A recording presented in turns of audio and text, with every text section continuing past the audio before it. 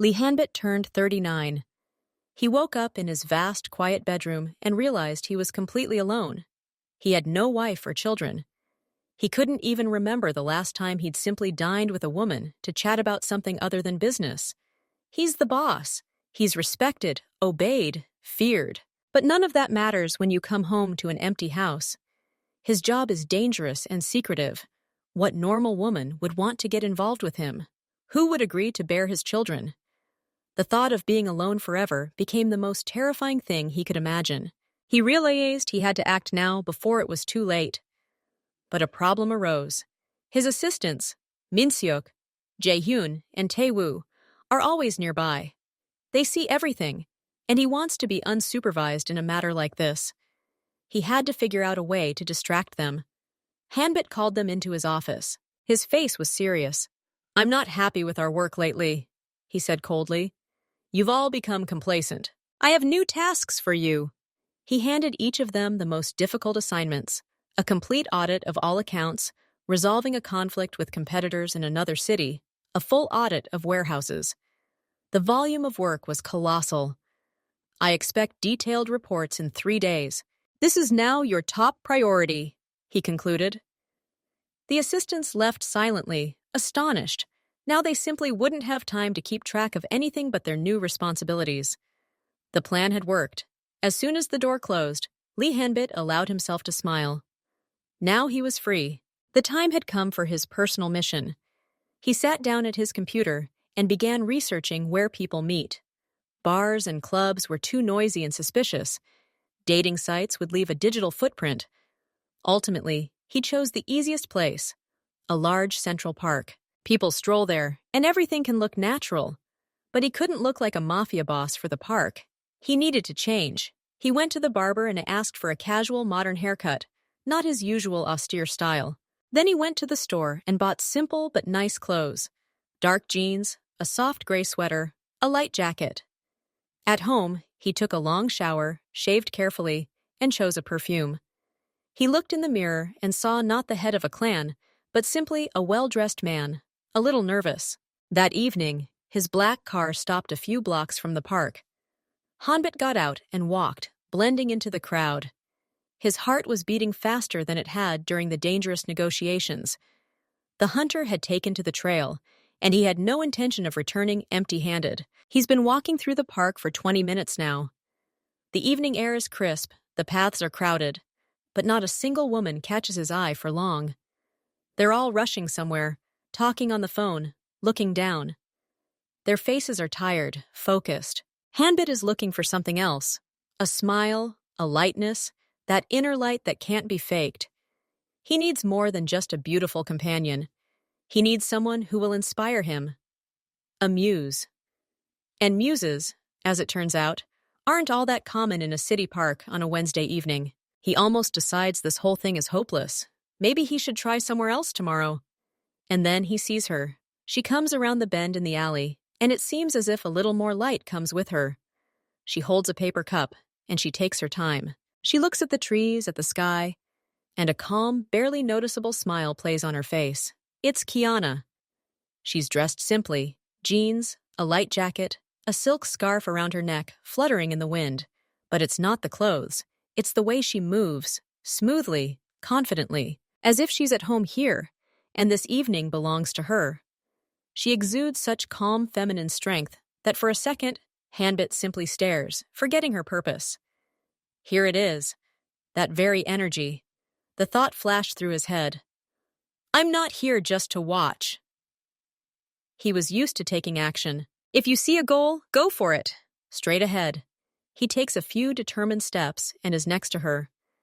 She senses his approach and turns her head. Her eyes, dark and expressive, meet his.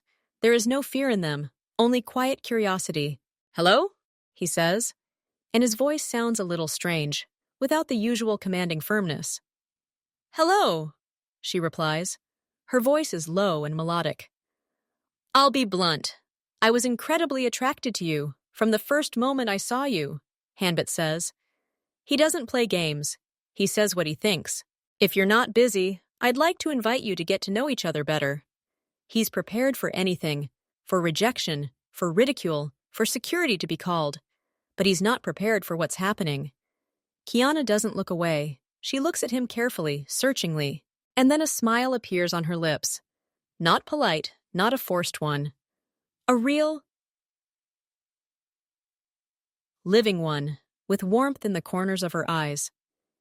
Straightforwardness is honorable, she says, and there's a slight playfulness in her voice. I'm single, and yes, I'd like to meet you. It happens so easily that Hanbit momentarily catches his breath. Could it really be that easy? A bright, sentimental thought flashes through his mind. Fate. But he immediately suppresses it. He doesn't believe in fate. He believes in cause and effect. My name is Hanbit. I suggest we have coffee, or if you're hungry, dinner, he says, returning to his usual routine. Kiana, she introduces herself, extending her hand for a light, friendly handshake. Her palm is warm. Dinner sounds wonderful.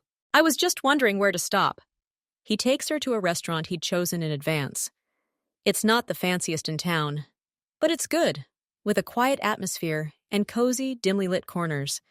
He watches her out of the corner of his eye. She's not nervous, doesn't glance around. She simply walks beside him, her shoulder sometimes barely touching his arm. And so they sit at the table. The evening begins to unfold like a good, yet strangely familiar movie. Kiana proves to be a brilliant conversationalist. She talks about her work. She creates illustrations for children's books. She discusses her projects with such passion that Hanbit, unfamiliar with this universe, finds himself listening with his mouth open. She laughs at his jokes, genuinely, heartily. She asks him questions, not the hard ones about money and business, but the easy ones. What's his favorite season? Does he like the sea? What music plays in his car? The conversation flows naturally, without pauses or awkward silences. At first, Hanbit relaxes. He feels a long-forgotten pleasure, simply being with a pleasant woman.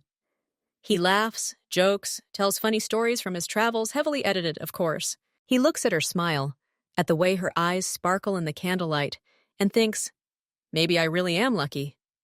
But the further he goes, the more a worm of doubt begins to stir in the depths of his consciousness. Everything is too smooth. He, a master of reading people and hidden intentions, begins to notice details. Her reactions are perfectly calibrated. She catches the slightest changes in his tone and immediately adapts. If he talks about something serious, she listens attentively and nods.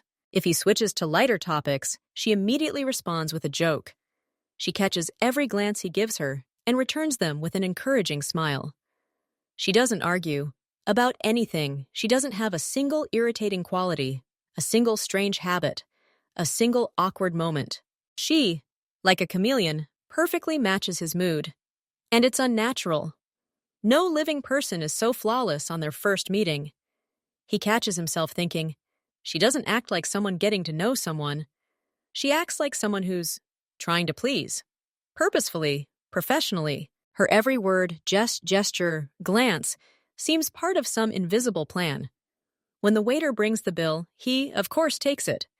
She protests just as much as a polite girl should, once with a sweet smile, and then gratefully agrees. He calls a taxi for her. At the entrance, she turns to him. Thank you for a wonderful evening, Hanbit. It was truly wonderful, she says. Her eyes are shining, but in their depths, he can read nothing but the same welcoming glint. Likewise, Kiana. Call me? He asks, testing the waters. I'll wait, she answers simply, and there's not a hint of uncertainty or playfulness in her tone. She's simply stating a fact. He closes the taxi door behind her, and the car drives away. The smile instantly vanishes from his face. His expression becomes stony, impenetrable. He gets into his own car, which has been waiting in a nearby alley. Not going home. He drives straight to his office. The analysis is already working in his head. The evening was perfect, too perfect. That doesn't happen in nature, especially not with him, especially now. He enters his empty, neon-lit office, takes off his jacket, and sits down at his huge, bare desk. A notepad lies in front of him. He picks up a pen. It is time to dissect this date like a complex operation. Piece by piece. Lee Hanbit didn't bother to think through the problem himself. He always did. If the issue was complex, You had to call on those who understood it. The morning after the meeting, he summoned his 3 top aides. They came into the office. They looked tired because he had given them a lot of urgent work. They thought they would talk business. But that's not where the boss started. "I was on a date yesterday," Hanbit said bluntly. "I met a woman in the park. We had dinner." The assistants were surprised. They exchanged glances. They didn't expect this from their boss. "I need your opinion," Hanbit continued. The evening went very well. Too well. She was perfect. Polite, smart, did everything right, laughed when necessary, agreeing with me, never arguing. I didn't see a single flaw in her. That worries me. What do you think? The assistants listened attentively. They realized the boss wasn't talking about romance. He was talking about a strange situation that needed to be sorted out. They began to analyze it. The youngest assistant, Taewoo, spoke up first. "Boss, a lot of women do that these days. They see a successful man who approaches them and they latch on. They deliberately don't show their bad sides. They only show you what you'll like. She might have realized you have money. She looked at your clothes, your manners. She might have been interested not in you personally, but in your wallet." The second assistant, Jae-hyun, agreed. "That makes sense. She acted like she was at a job interview. She was showing the best version of herself. Her goal could have been simple, finding a wealthy man. That's why she was so perfect. Real people don't act like that on their first meeting." The third assistant, Min-seok, the oldest, added, "I agree. Her behavior was unnatural, too smooth. It was like acting. When people try to be liked, they hide their true colors. She probably did." Taewoo concluded, "Then we need to test her. Find out what's important to her, you or your money. It's simple. We could send another man to her, a rich, generous one who will court her, and see how she reacts. If she shows interest in him, it means she was looking for profit. If not, perhaps she's sincere." The assistants fell silent. Min-seok looked cautiously at the boss. "Forgive us if we're being rude. We didn't mean to offend. We're just analyzing the situation."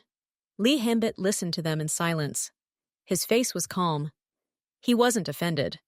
On the contrary, he had been expecting such an analysis. "You haven't offended me," he said. "You're being reasonable. Your words make sense. I've thought about this myself, but I needed your opinions." He paused. "Emotions are a poor guide. Facts are a good one. I need to check. It won't hurt. I need to know the truth. If it's a factor, I don't want to waste my time. If it's sincere, that's a different matter." The assistants nodded. They understood the task. "Then we'll test it," said Taewoo. "Yes," confirmed Hanbit. "Develop a plan. Simple and clear. Find the right person. Create situations. I want to see how she'll behave. Find out what she really needs. Do it quickly and discreetly, without unnecessary noise." The assistants stood up. They had a new task. Not an ordinary one, but an important one. They left the office to begin planning. Lee Hanbit was left alone. He felt relieved. Now there was no need to guess. There would be a test. There would be clarity. He didn't know what outcome he wanted to see, but he knew that any decision had to be based on facts, and now there would be facts. He walked to the window. The city was living its own life. He thought about last night, about Kiana's smile. Was it real? He would soon find out. His assistants would do their job. They would find a way to verify her, and he would wait for information. As always. As in any important operation. Only this operation concerned his personal life, not his business.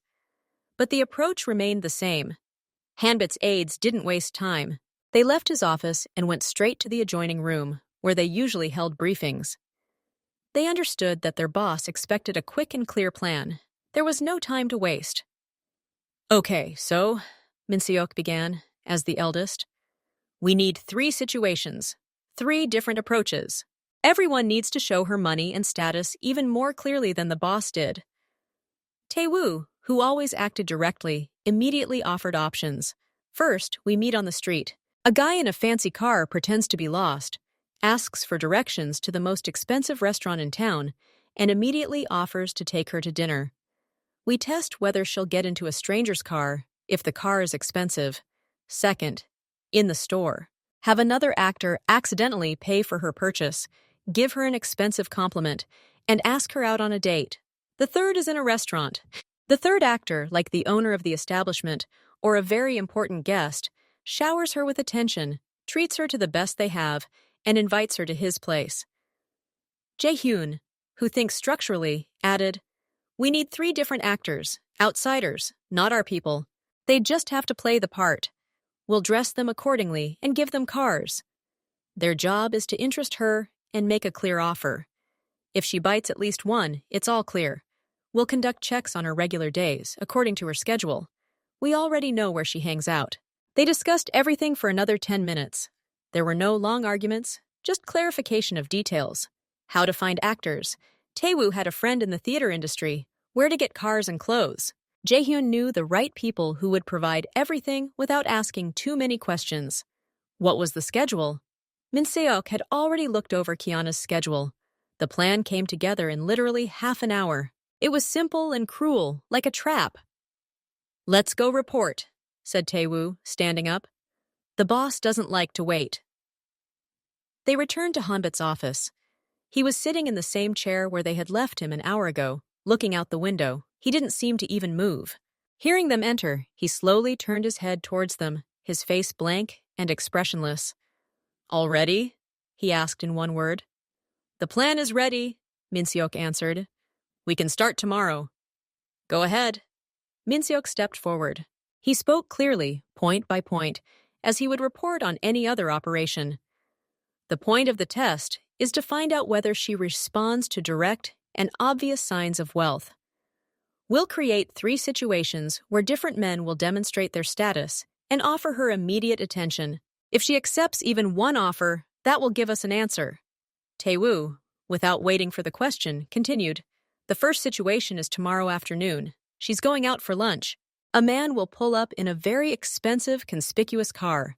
He'll look like a young, successful businessman. He'll ask for directions to a prestigious restaurant and then, casually, offer to give her a ride and invite her to dinner there. The test is simple. Will she get into a stranger's car if he's going somewhere expensive?" Jae-hyun added details about the organization. "The actor has already been found. The car will be ready by morning. We know its route. It will all look like a coincidence." Min Seok moved on to the second point. The second situation is the day after tomorrow evening. She goes into a store. Another man, elegant and reserved, will be waiting for her. He'll pretend to be shopping too, accidentally appear at the checkout, and gallantly pay for her purchase. Then he'll introduce himself and invite her for coffee or wine. He'll test whether she'll accept an expensive gift from a stranger and agree to go with him. "And the third situation," said Taewoo, "a day after the second. She sometimes dines at a mid-range restaurant. A third man will arrive, posing as the owner or a very important regular. He'll send her an exquisite meal and an expensive drink, and then approach her personally. He'll tell her that, for such a woman, the best in his establishment is free, and offer a more private dinner. It's a test to see if she'll succumb to flattery and obvious signs of attention based on status." They fell silent, letting the boss digest the information. Hanbit sat motionless, his fingers tapping lightly on the arm of his chair. "And what happens if she agrees?" he asked quietly. "In each case, the actor will take the situation to its logical conclusion," Min Seok explained. "He'll drive her to a restaurant, have dinner with her, then excuse himself and go on business. At the store, he'll walk her to a cafe, have coffee with her, and then politely leave. At the restaurant, he'll chat at her table and then leave. The goal isn't to start a relationship, but only to secure her consent. After that, the actors will disappear. For her, these will simply be strange, but pleasant encounters." "And if he refuses?" Hanbit asked. "Then the actor will politely apologize and leave. But if she refuses one, that's not a sign. So there are 3 tests. If she refuses all 3, then maybe she was sincere with you," Jae-hyun said. Silence fell in the office. Hanbit stared off into space. "How long will it all take?" 3 days, 1 inspection a day. We'll start tomorrow," Taewoo replied. "Will you watch?" "Yes, from a distance, to control the process and to make sure the actors don't overact." "Okay," Hanbit nodded. His face remained expressionless. "Go ahead. Report after each inspection. I want to know everything." The assistants left. They understood that the boss had given the go-ahead, but there was neither hope nor disappointment in his voice. There was only a cold interest in the experiment's outcome. The next morning, everything was ready. The first actor, a young man we'll call Alex, received his instructions. He was given the keys to a long black car with tinted windows, a car that immediately caught his eye. He was given clothes, an expensive but informal suit, a watch that looked very respectable. He looked like the son of a wealthy businessman or a successful financier. They explained the route to him. Kiana usually left the office at 1 o'clock and went to a small coffee shop on the next street. Alex was supposed to pick her up at that exact moment. By midday, Alex was already sitting in his car in a nearby alley. He was nervous, but tried not to show it. He was an actor. He had to play this role convincingly. At 12:55 p.m., he received a text from the person tracking Kiana. Leaving the building, heading south, Alex started the engine. The car emitted a low, powerful rumble. He slowly pulled out onto the main street. Kiana was indeed walking along the sidewalk. She was wearing a light coat and carrying a bag. She walked leisurely, enjoying the sunny day.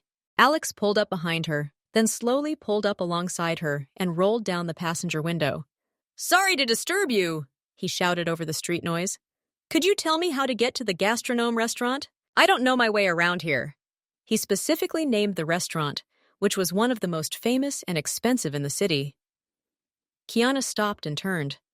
She saw the car, she saw Alex.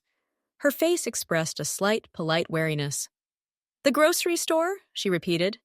"It's on the embankment. You need to go straight ahead to the traffic light, then turn left and go to the river." "To the embankment?" Alex pretended to think. "I'm afraid I'll get lost again.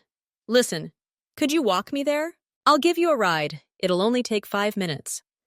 And as a token of my gratitude, let me invite you to lunch there. I see you're on your break. It would be fair of me." He smiled an open, friendly smile. Everything about his demeanor screamed, "I'm a harmless, successful guy who just wants company." Kiana looked at him, then at the car. She hesitated. It was obvious. She hesitated for a few seconds, which felt like an eternity to Alex. "I only have an hour," she said finally, and her voice no longer had the previous wariness, but instead had a slight curiosity. "Perfect!" Alex exclaimed. "The restaurant's 5 minutes away. A quick lunch is 30, and I'll give you a ride back to the office. Honestly, I don't feel like eating alone, you know." He leaned over and opened the passenger door, the gesture both gallant and insistent. Kiana smiled. It wasn't the deep, thoughtful smile Hombit had seen. It was a quick, playful, intrigued smile. "Well, since I swear," she said, lifting the hem of her coat and sitting down in the salon. Alex's heart sank. "She's sitting," he thought. The first part of the plan was complete. He closed the door behind her, stepped on the gas, and the car pulled away smoothly. A man watching from across the street immediately sent a message to Taewoo. In the car, driving, Alex, as agreed, made light conversation. He talked about traffic, the weather, and the difficulty of finding a decent place for a quick lunch in the city.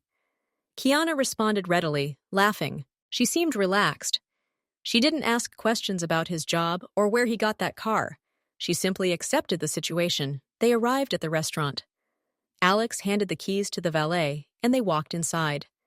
The interior was luxurious. Soft lighting, expensive furniture, soft music. The manager, who had been forewarned, nodded almost imperceptibly to Alex.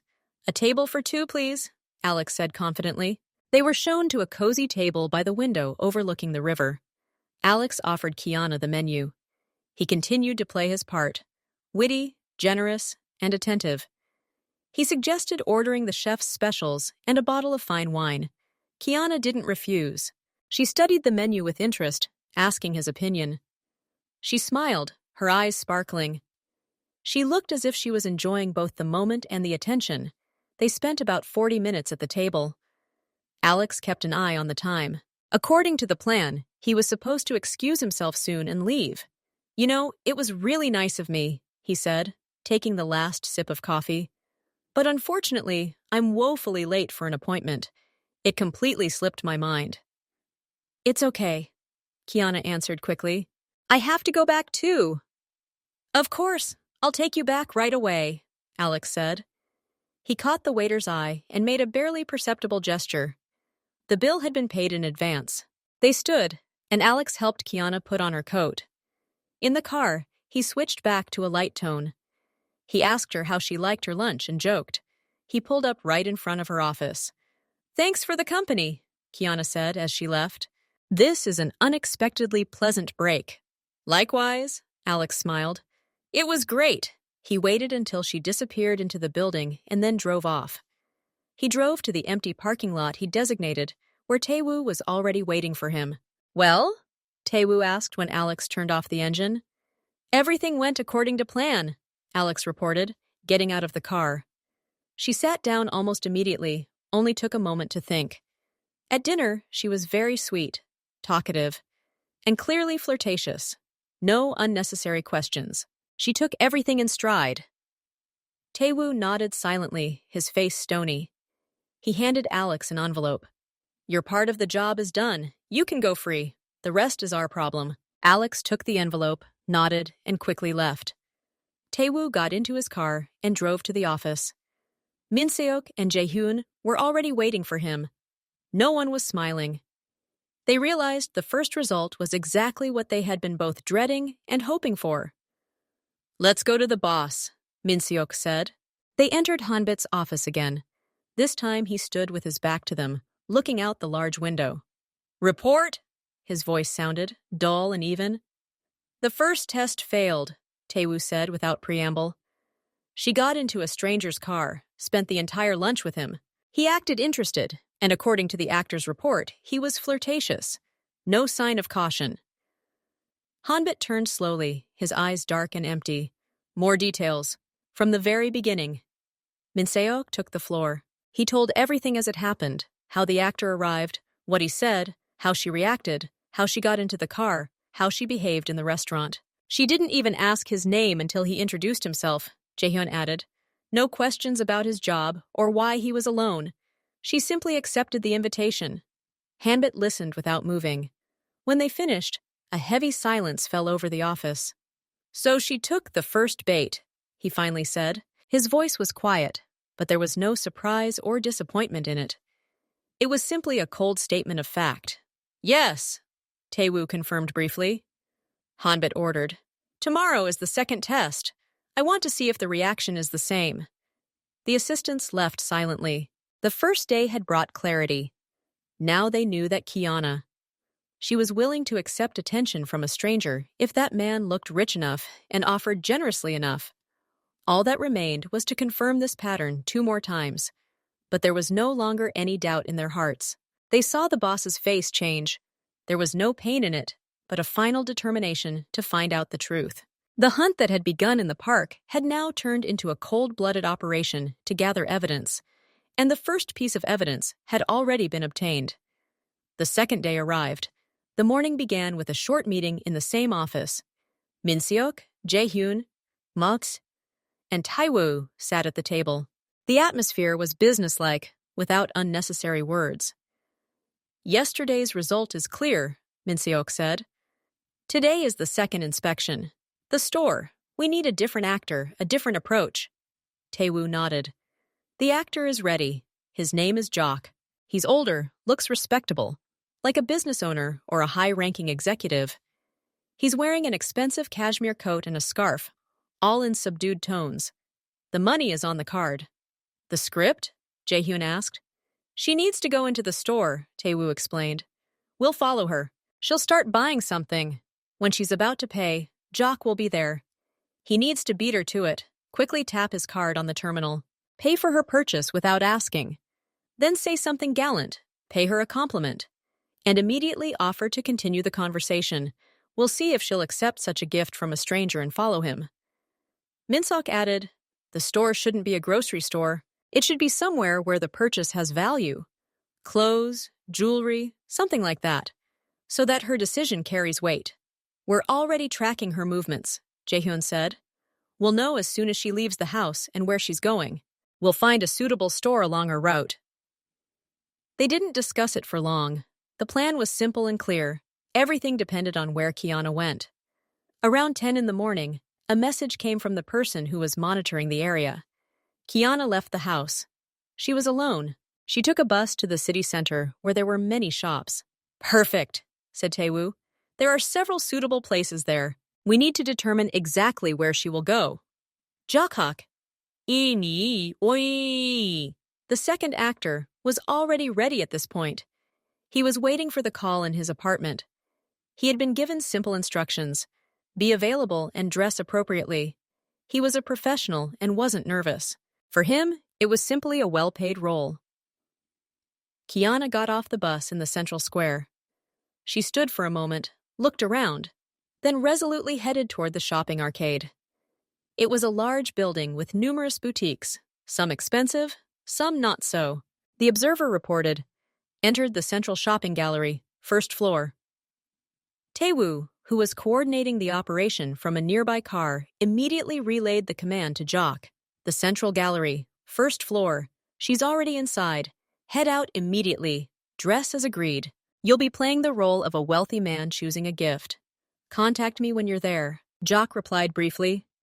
Got it. He was already dressed. Dark trousers, an expensive shirt, a cashmere coat. He looked like a man with money and taste. He left the house, got into a taxi, and 15 minutes later was at the gallery entrance. Meanwhile, Kiana strolled leisurely around the first floor. She peered into the windows.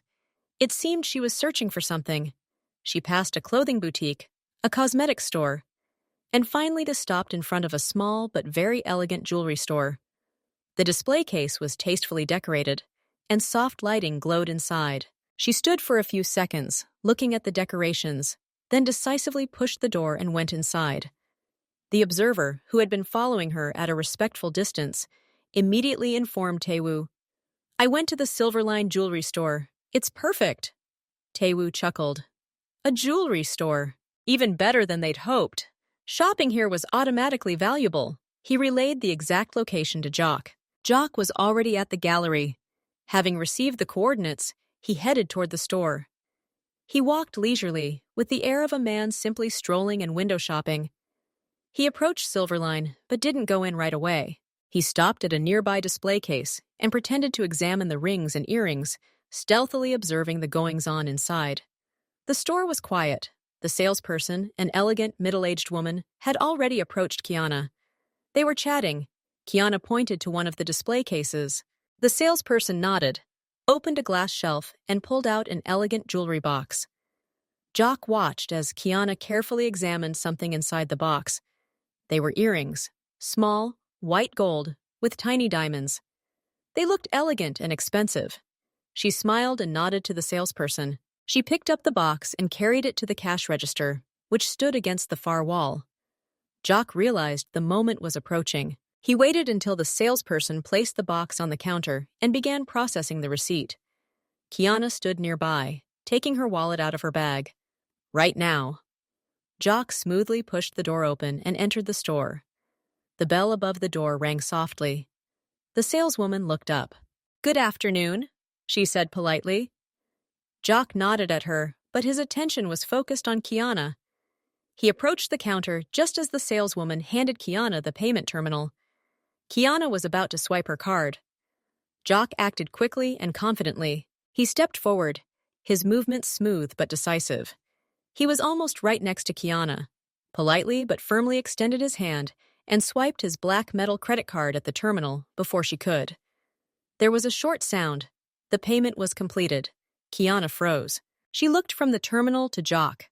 Her expression was one of utter bewilderment. She clearly didn't understand what was happening. The saleswoman also raised an eyebrow in surprise. But seeing the expensive card and Jock's confident demeanor, she remained silent. She took the terminal, checked the receipt, and nodded. Paid. Thank you. Only now did Jock turn to Kiana. He looked at her with a slight, gallant smile. His eyes were welcoming, but they conveyed the confidence of a man accustomed to action. I apologize for the suddenness, he said, his voice low, velvety, full of charm. But I couldn't let myself pass by. Such a beautiful girl, choosing such an elegant gift. It seemed wrong to me. Women shouldn't have to pay for such things themselves. That's what men are for. He said this without a shadow of embarrassment, as if he were uttering an obvious truth. Kiana still couldn't get over it. She stared at him, her eyes wide. First, shock, then confusion, and then a glint appeared in them. Not just surprise, but genuine, lively interest. Her lips curled into a smile. She blushed. I don't know what to say, she said finally. It's so unexpected, and so generous. Thank you so much. No need to thank me, Jock replied easily. It was the least I could do. I just couldn't pass up such beauty and exquisite taste. He paused briefly, letting her adjust to the situation, then continued, tilting his head slightly. But if you'll excuse me, I'd be happy to right one more wrong. Let me suggest we continue this pleasant moment. Have a cup of coffee, for example, so that I can keep such a charming stranger by my side, at least for a little while longer. He looked at her directly, his proposal hanging in the air. Kiana didn't keep me waiting. She didn't even hesitate. The smile on her face grew even wider, her eyes shining. Yes, of course, she said quickly, almost hurriedly. That would be wonderful. She didn't even ask where they were going. She didn't specify the time, the place, anything. She simply agreed, still impressed by his generous gesture. Jock nodded politely to the salesperson, took the small, elegant box of earrings that she had already packed, and handed it to Kiana. Your gift, he said with a slight bow. Kiana took the box, her fingers shaking slightly. Thank you again. You're welcome. Shall we go? Jock gestured towards the door. He let her go ahead, and they left the store together. A lookout, standing to the side, witnessed everything. He saw Kiana emerge, beaming, next to a strange man. He saw her laugh, say something, looking at Jock with admiring eyes. He sent a preliminary report to Taewoo. Purchase paid for by stranger, she accepted, agreed to go with him. They walked together toward the gallery exit. Jock, following a pre-prepared script, took Kiana to a small but very expensive cafe on the gallery's top floor. It was famous for its desserts and city views. Along the way, he continued the conversation, asking her about her purchase and who it was for. Kiana, animated, talked about her sister and her birthday. She seemed completely relaxed and charmed. They sat at a table by the window. Jock ordered coffee and an exquisite dessert for them both. He continued to play his part flawlessly. Attentive, witty, generous. He complimented her without being intrusive. He listened to her with obvious interest. Kiana blossomed. She laughed, gestured, hung on his every word. She looked as if this casual acquaintance was the most interesting thing that had happened to her in months. They sat like that for about 40 minutes. Jock kept an eye on the time. It was time to wrap things up. He pretended to look at his watch and lightly slapped his forehead. Oh my God, I completely forgot about the time, he said with genuine regret in his voice. I have an important meeting with my partners in 20 minutes. They'll kill me if I'm late. Oh, of course I understand, Kiana answered quickly, but disappointment flashed in her eyes. It was an incredible pleasure, Kiana, Jock said, standing up. Honestly, this random day just got a whole lot brighter. Me too, she said, standing up too. Thank you for everything, for the gift, for the coffee, for the company. Likewise, let me at least walk you to the exit. He paid the bill with the cash he'd left in advance, and they went down to the first floor. Jock stopped at the main exit. I hope our chance meeting won't be our last, he said, looking into her eyes. But unfortunately, I have to run now. Kiana nodded. Thanks again. They exchanged a slight farewell nod, and Jock quickly turned and walked in the opposite direction from where Kiana had headed. He stepped out onto the street, turned the corner, walked 2 blocks, and got into the car, waiting for him at the designated location. Taewoo was already there. He listened silently to Jock's brief report. She didn't even hesitate, Jock said. She agreed right away. She acted like she'd been expecting this. She accepted both the gift and the invitation very easily. She was active and interested in the cafe. Taewoo simply nodded, his face stony. He handed Jock an envelope and dismissed him. Then he got into his car and drove to the office. Min Seok and Jaehyun were waiting for him. They already knew the outcome from preliminary reports, but they were waiting for details. Well? Min Se-ok asked when Tae-woo entered. The second test failed, Tae-woo said curtly, taking off his jacket. A complete failure. She accepted an expensive gift from a stranger and went with it without asking questions. The actor says she was absolutely delighted, like a child who was given candy. He sat down and recounted in detail everything the observer had seen and what Jock had reported. About the jewelry store, about the quick movement with the map, about her shining eyes, about the instant agreement to coffee. She didn't even ask where he was taking her, Jae-hyun added gloomily. She just went. Yes, confirmed Tae-woo. She thought only of his money and generosity. It was written all over her face. A heavy silence fell over the room. The result was clear. After the first test, there might still be doubts. Maybe she was just in a good mood. Maybe she was pleased by the impudence. But the second test, which involved real money and an expensive gift, removed all doubts. Let's go to the boss, Min-suk said quietly. They went up to Hanbit's office. He, like last time, was standing by the window, but this time he didn't turn around right away. He was staring into the distance, and his back seemed very tense. Report, his voice rang out. It was quiet, but there was a hint of steel in it. The second test failed, Tae-woo said, mincing no words. A jewelry store. She was buying earrings. Our man paid for them for her. She accepted the gift. He invited her for coffee. She accepted without hesitation. She went with him without asking where. She spent time with him. She acted admiring and interested. Hanbit turned slowly. His face was pale, his eyes dark, almost black. There was no anger or pain in them. There was cold, an icy, bottomless cold. In detail, he ordered. Min Se-ok took the floor. He told everything he knew, from beginning to end, without missing a single detail. How she'd entered the store, how she'd chosen, how Jock had approached at the last moment, how the terminal had beeped, how surprised she'd been, how her eyes had lit up, how she'd quickly accepted the invitation, how they'd sat in the cafe. Hanbit listened without interrupting. When Min Se-ok finished, the room fell silent. It seemed as if even the air had stopped moving.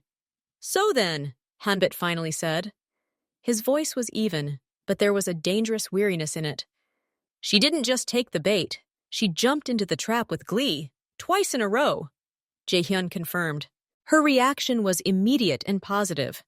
She clearly took it as a pleasant and welcome surprise.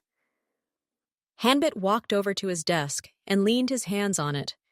He looked at the smooth surface of the wood, but he couldn't see it. Tomorrow is the final inspection, he said quietly. The restaurant. Let it go as planned. I want to see the end of this comedy. He raised his head and looked at them. There was no request in his gaze, no doubt. There was only an order. The day after tomorrow, when everything is over, I will listen to the final report. And I will make a decision. They understood. I'll make a decision meant the Kiana case would be closed, forever. But first, the final act. Everything will be done, Min Se-ok said firmly. They walked out, leaving the boss alone. He turned back to the window. The sun was already setting, painting the city orange. But Elle and Hanbit's office was cold and dark. 2 tests, 2 failures, 1 more, the last one. But essentially, everything had already been decided. All that remained was to push through to the end, so that not a shadow of doubt remained. So that he could put a bold end to it and forget. Forget the smile in the park, the conversation over dinner, that fleeting feeling that maybe... No, not possible. The facts spoke for themselves, and he always trusted only facts. The second test didn't just fail, it shattered the last of my illusions. And tomorrow was supposed to be just a formality, the final nail in the coffin of this brief, foolish dream. The third day had arrived, the last day of the inspection.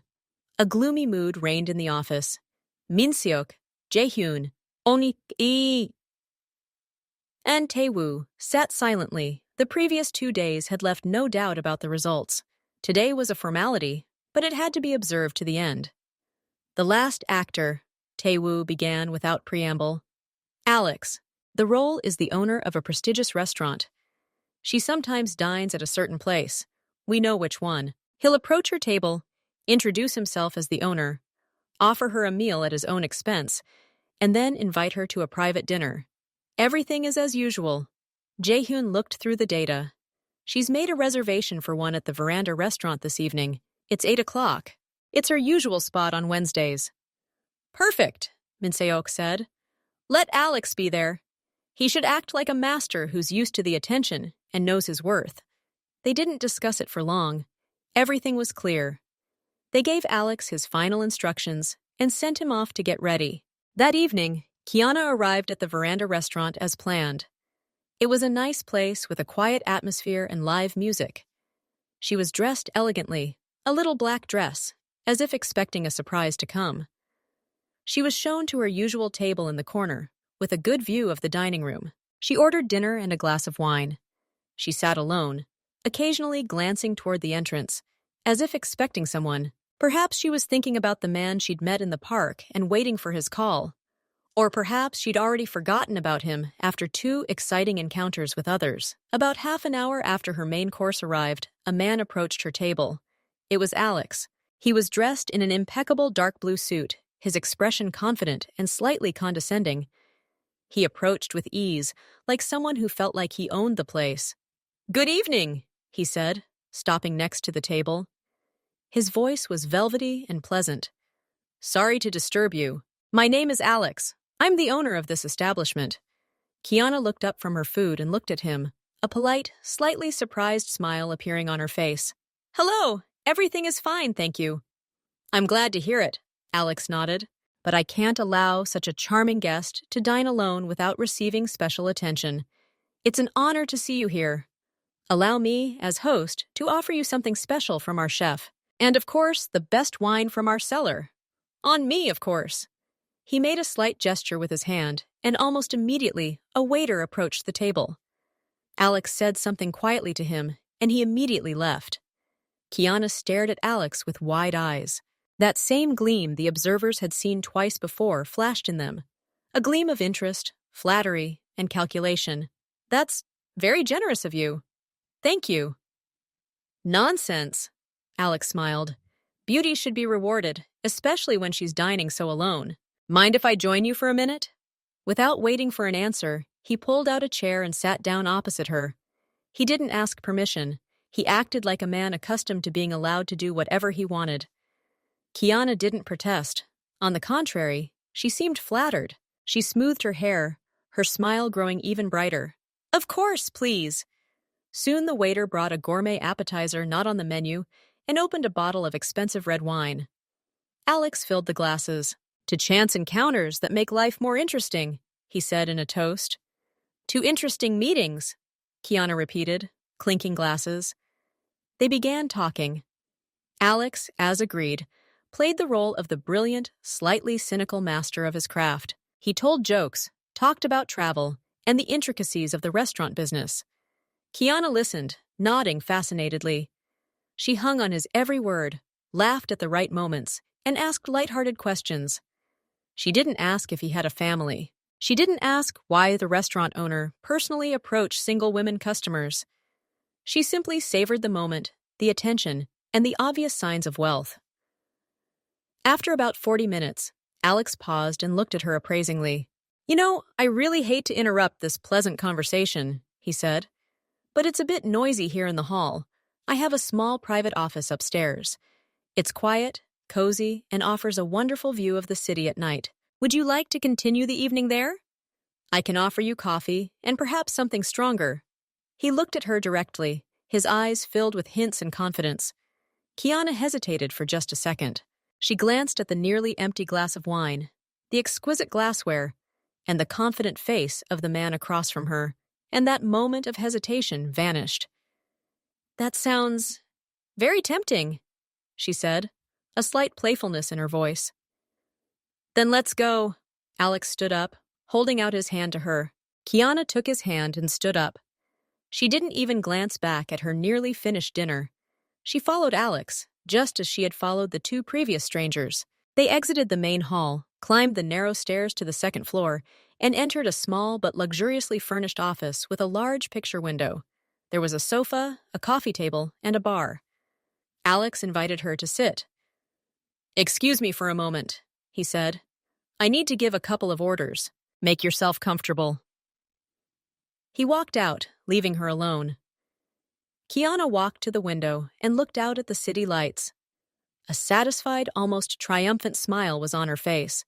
She clearly felt like a winner. Another successful man, another free expensive meal, another step up in her game.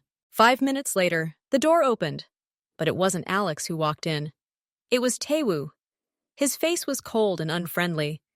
Kiana turned around, and her smile instantly vanished. "Where is Alex?" she asked, her voice filled with alarm. "His work is done," Taewoo said briefly. "Yours too. You may go. The elevator is at the end of the corridor." Kiana froze. She didn't understand anything. She looked at Taewoo's stern face, and it slowly began to dawn on her that something was wrong. That this meeting wasn't so random after all. What's happening?" she asked in a weak voice. "Nothing that concerns you," Taewoo replied. "The experiment is simply over. The results are in. Goodbye." He opened the door and gestured toward the exit. There was no aggression in his demeanor, only cold indifference. Kiana, pale and confused, slowly picked up her purse and left the office. She walked down the hallway without looking back and disappeared into the elevator. Taewoo went downstairs where Alex, Min-seok, and Jae-hyun were waiting for him in the utility room. Taewoo said, "She went with him without question. Third failure. The experiment is complete." Alex received his envelope and left. The 3 assistants were left alone. Min-seok said gloomily, "It's time to sum things up." They went up to Hanbit's office. This time he was sitting at his desk. There were some papers in front of him, but it was clear he wasn't reading them. He was waiting. "The third test failed," Taewoo reported without sitting down. She agreed to go with him to the private office, without hesitation. The experiment can be considered complete. All 3 tests showed the same thing. Hanbit slowly raised his head. He looked at each of them in turn. His face was tired but calm. "Details," he asked. Min-seok briefly outlined everything. How she was in the restaurant, how Alex approached, what he said, how she reacted, how she agreed to go upstairs. "She looked pleased," Jae-hyun added. "Like this was exactly what she was waiting for." Hanbit nodded. He leaned back in his chair and closed his eyes for a few seconds. Then he opened them. "Okay. Thank you. Everything is clear. You can go. Report back on current affairs tomorrow." The assistants left silently. They understood that the matter was closed. But for Elle and Hanbit, this wasn't the end, but the beginning of a new chapter. He sat alone in the silence of his office and thought. He had received answers to all his questions. Kiana was not who she claimed to be. She was a status and money hunter, a player of a simple and straightforward game. She was unworthy of his attention, his time, and especially not of any thoughts of family. He could simply forget about her. Delete her phone number, banish her smile from his mind, and never think of her again. It would be the logical and simple solution. But something inside him resisted. Not the pain of betrayal. He barely felt that. Rather, a cold, clear sense of injustice. She was playing him, using his hopes and his loneliness in her petty game. And she certainly hadn't done it for the first time. She would have continued to do it, with other men who might not have been as protected as he. He wasn't interested in revenge out of resentment. He was interested in justice. And something else. He liked the operation his assistants had carried out. Clean, precise, effective. And he wanted to participate himself. Not as a victim, but as a creator. As the director of the final act. The idea quickly took shape. He would transform himself, become a different person. He would approach her again, but in such a way that she wouldn't recognize him. And he would see how she would react when faced with the consequences. He pressed the communication button. "Taewoo, come back." A minute later, Taewoo was in the office. "We need a makeup artist, the best. Someone who can change your face beyond recognition. For a few hours, so that even your closest ones won't recognize you. Find them. No questions asked." Taewoo nodded without showing the slightest surprise. It will be done. 2 hours later, a man carrying a briefcase was brought into Hanbit's office. He was an elderly man with attentive eyes. He asked no questions. He simply examined Hanbit's face in the bright light. "You need to become a different person," the makeup artist said. "I can change the shape of your nose, eyebrows, and lips using special materials. I can add wrinkles and change your skin tone. It will take time, but the effect will be complete. But keep in mind, it won't last long. The materials will start to deteriorate after a few hours." "That's enough for me," said Hanbit.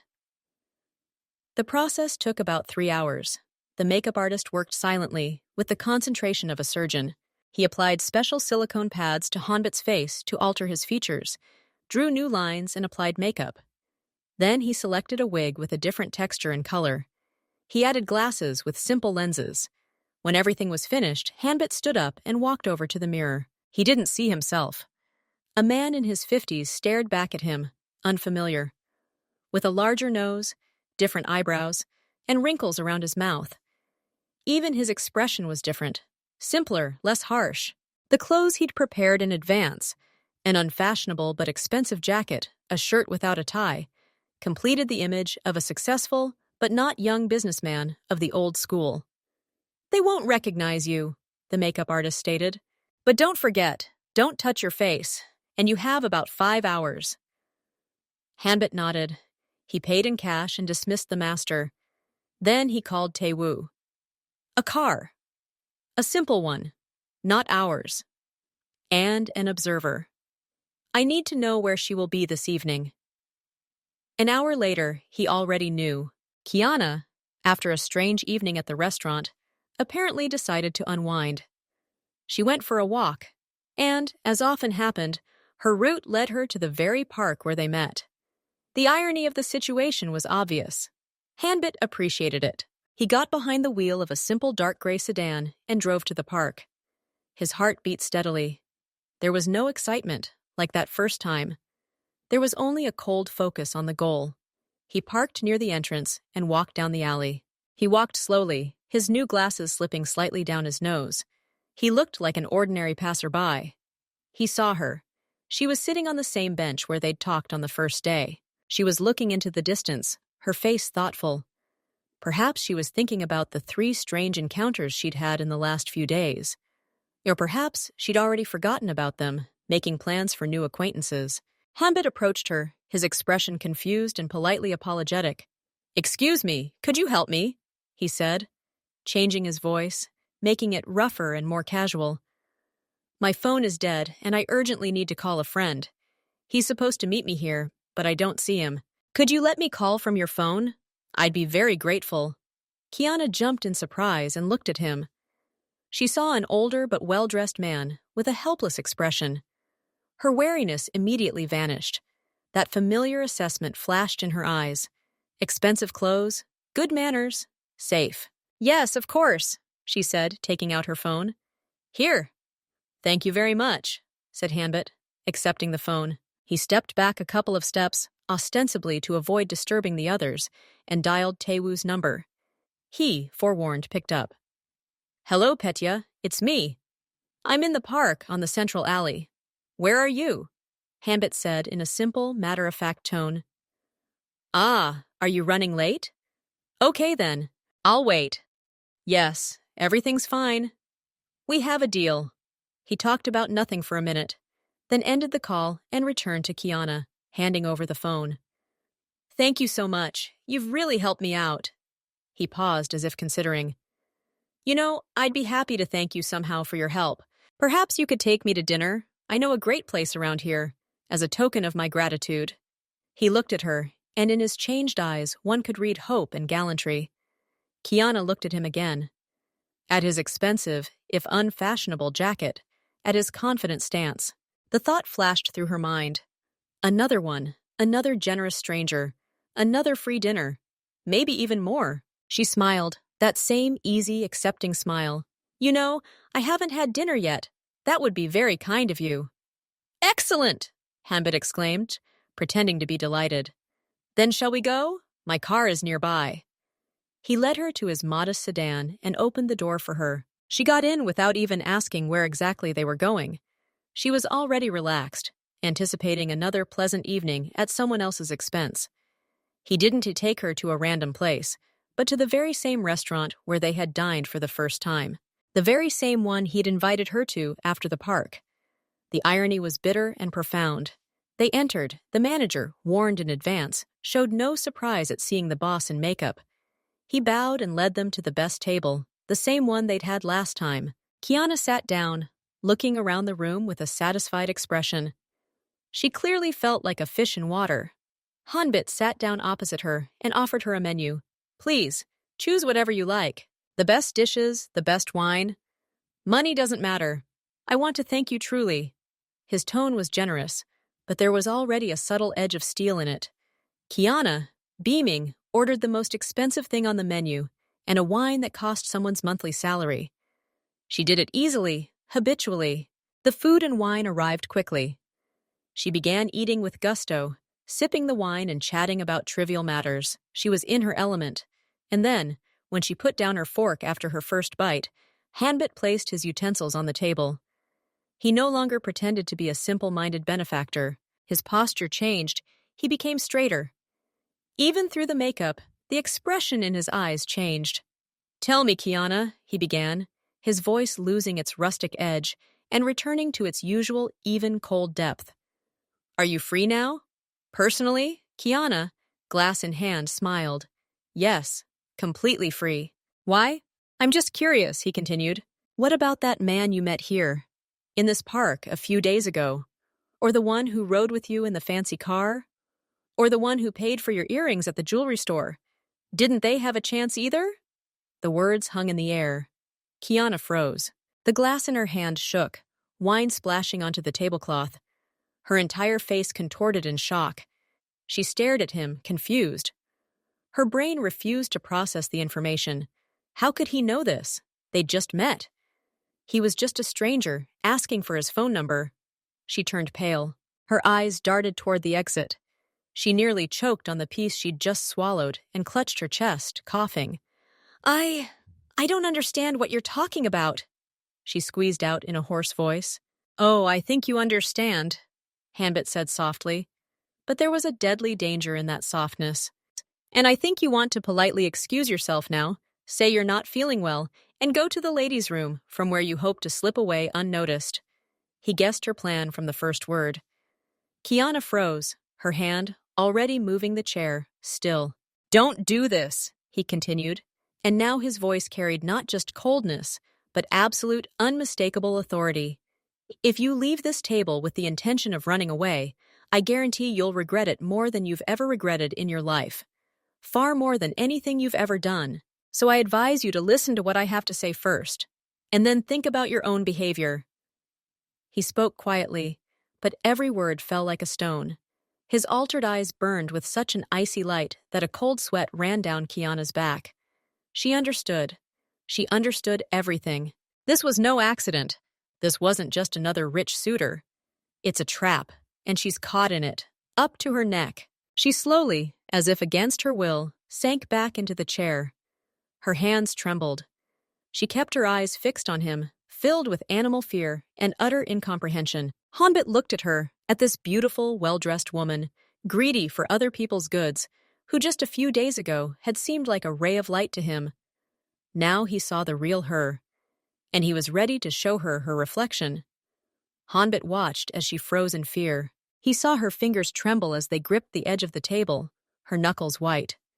Her eyes held the panic of an animal caught in a trap. He gave the panic a few seconds to reach its peak, and then began to speak. His voice was completely different now, the same one he'd used in the park. Low, even, without any pretense of simplicity. Calm down, Kiana, he said, and his tone was so familiar that she shuddered even more. Look closer. He slowly, very slowly removed his glasses and placed them on the tablecloth. Then he ran his hand through the hair at his temple, as if adjusting it, but in reality lifting the edge of his wig slightly. Then he pinched the bridge of his nose with 2 fingers, where the silicone padding reshaped his nose, and pulled it down slightly, showing that it wasn't real flesh. He wasn't removing the makeup completely. He was merely demonstrating its presence. "Do you recognize me?" he asked bluntly. Kiana stared, holding her breath. Her brain refused to connect the image of this middle-aged, rough-hewn stranger with the confident, reserved man from the park. But the voice was the same. And now, as he pointed to the makeup, her eyes began to pick out familiar features beneath the layers of filler and prosthetics. The line of the cheekbones, the slit of the eyes, the cold hardness of his gaze that no amount of makeup could hide. "Handbit," she breathed, and it wasn't a name, but rather the sound of a complete collapse of reality. "Still Handbit," he nodded, "just in a different design. I thought you deserved a special introduction, or rather, a proper one." He leaned back in his chair, resuming his natural, commanding stance.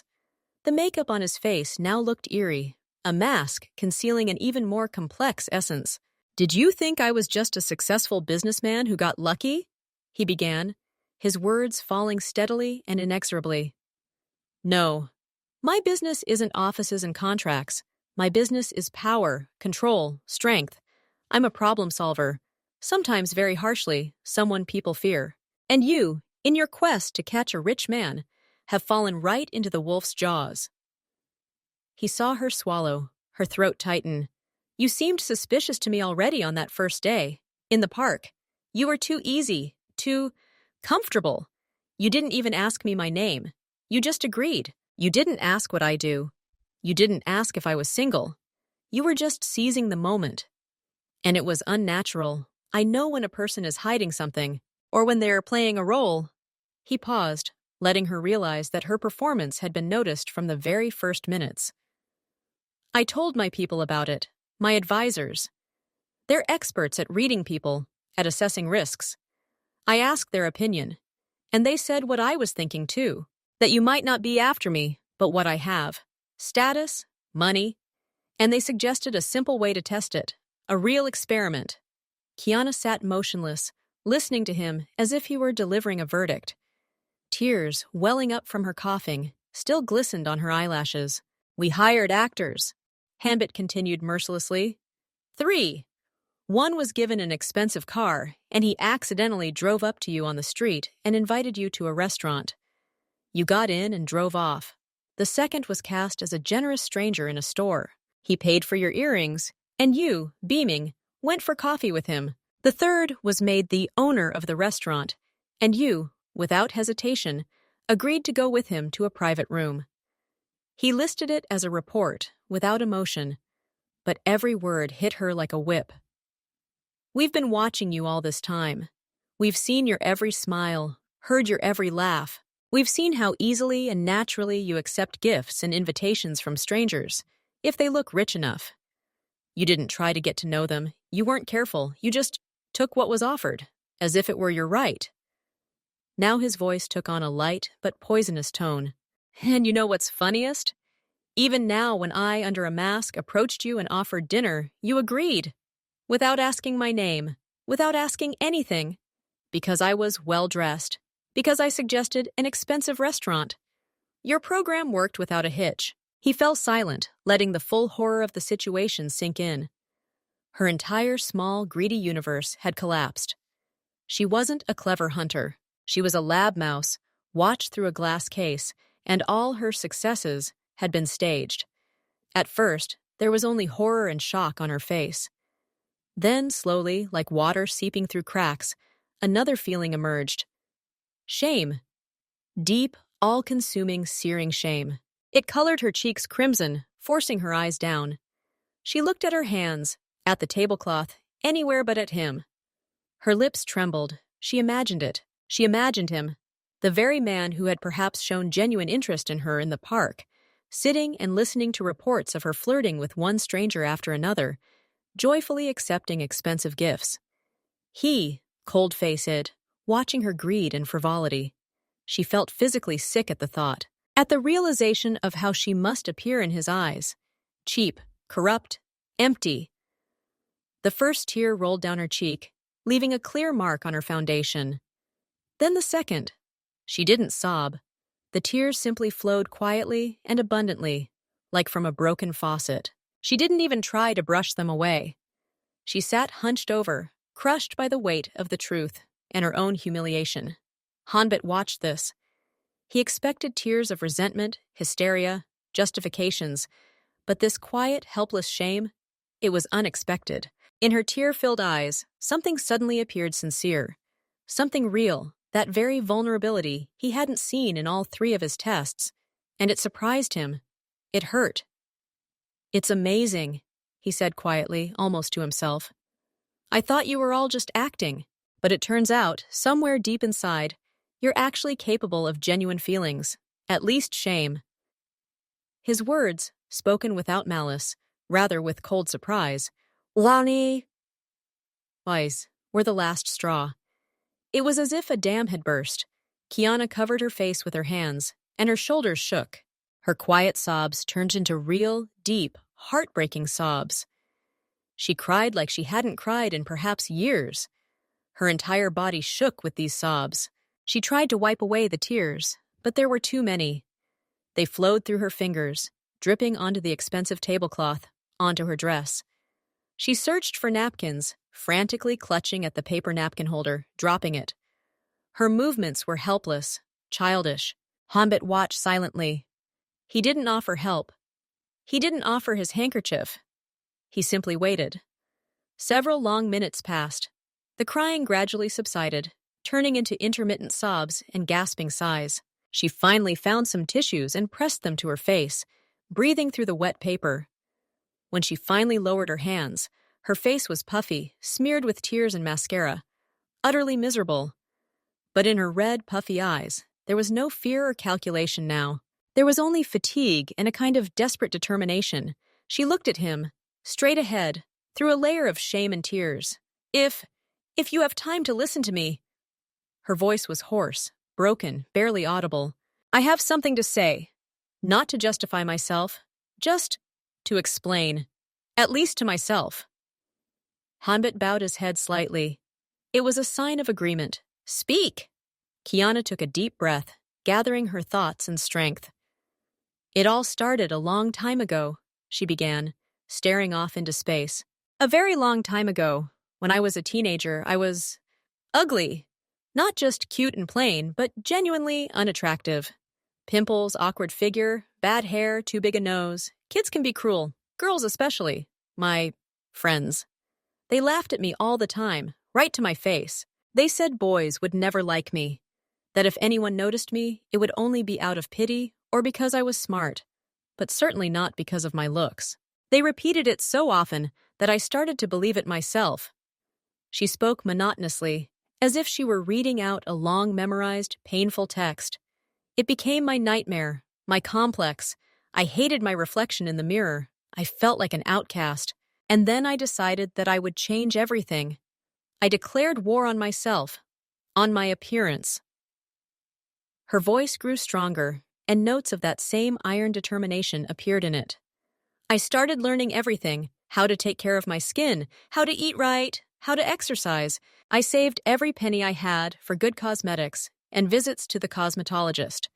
I spent hours watching videos on how to apply eyeliner and style my hair. I changed my wardrobe, searching for my own style. It was a long, painful, and expensive journey, years of self-improvement, literally." She paused for a moment, remembering. "And I did it. Gradually, I blossomed. I became who I am today. I became more beautiful than all those girls who laughed at me. Their ridicule turned to envy. And it was sweet. So sweet.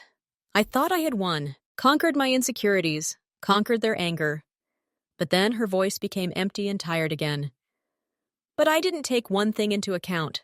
I didn't get rid of my complex. I simply disguised it under this new, beautiful shell. Inside, I was still that insecure girl, afraid of not being loved. And this girl decided to take revenge. She had a new goal, to prove to herself, to prove to the whole world that she was now the most desirable, that she could have any man." She looked at her hands with a bitter smile. "And so this race began. I began meeting people easily. I accepted any invitation if the man seemed successful, confident, wealthy. For me, it became less about finding a person, less about finding love. It became a sport, a scorekeeping exercise. The more men paid attention to me, the more dates, gifts, and compliments I got, the more I felt like I was winning. It was as if I was shouting to that girl from the past, "Look, they were all wrong. I can be liked. I can be desired." Her voice broke. I stopped seeing them as people. They became trophies to me, signs of my success.